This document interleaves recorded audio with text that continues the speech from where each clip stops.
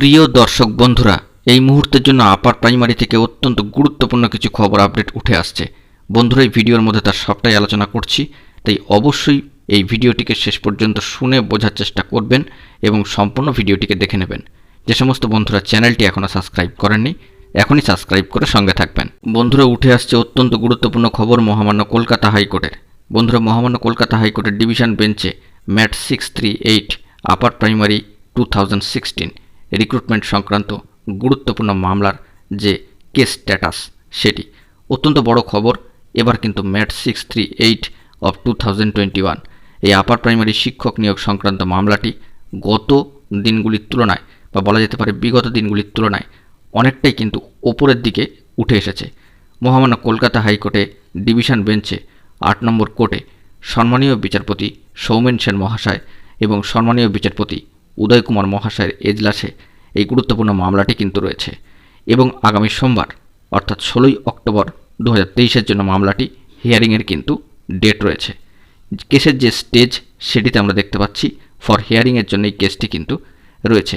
তবে আপনারা সরাসরি অনস্ক্রিনে দেখতে পাচ্ছেন মহামান্য কলকাতা হাইকোর্টের ডেইলি কজ লিস্টে 8 নম্বর কোর্টে 77 নম্বর আইটেমে এই কেসটি কিন্তু অবস্থান করছে। অর্থাৎ বিগত দিনগুলির তুলনায় এই মামলাটি অনেকটাই উপরের দিকে উঠে এসেছে, এটুকু কিন্তু এবার বলা যেতেই পারে। তাহলে বন্ধুরা, সার্বিকভাবে একটি প্রশ্ন উঠেই আসছে যে তাহলে কেস মেনশন কবে হচ্ছে, কারণ সিরিয়াল নম্বর বা আইটেম নম্বরে অনেকটাই তো উপরের দিকে উঠে এসেছে আপার প্রাইমারি শিক্ষক নিয়োগ সংক্রান্ত এই গুরুত্বপূর্ণ মামলাটি। তাহলে কি আগামী সোমবার কমিশন কোর্টে যেতে চলেছে? সেরকমই কি সম্ভাবনা রয়েছে? বন্ধুরা, এই জল্পনা কিন্তু একেবারেই উড়িয়ে দিলে চলবে না, কারণ হাতে আর সময় নেই, সপ্তাহ প্রায় শেষের মুখে এবং পুজো আসন্ন। তাই আগামী নতুন সপ্তাহের সোমবারের দিকে কিন্তু আমাদেরকে তাকিয়ে থাকতে হবে।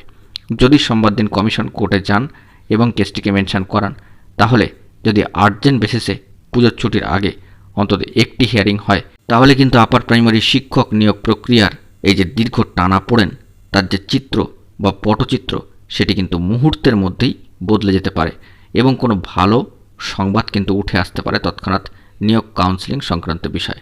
এখন আমাদেরকে লক্ষ্য রাখতে হবে যে আগামী সোমবারের জন্য অর্থাৎ ওই দিনটিতে মহামান্য কলকাতা হাইকোর্টে কমিশন গিয়ে এই গুরুত্বপূর্ণ মামলাটিকে মেনশন করায় কিনা। কারণ ইতিমধ্যেই কমিশনের তরফ থেকে যে সমস্ত বার্তাগুলি উঠে আসছিল বিভিন্ন সামাজিক গণমাধ্যম সূত্রে, যে সমস্ত কাজ কিন্তু কমিশন গুটিয়ে ফেলেছে এবং সমস্ত উত্তর কিন্তু তারা রেডি করে ফেলেছে। তাহলে এত দেরি হচ্ছে কেন?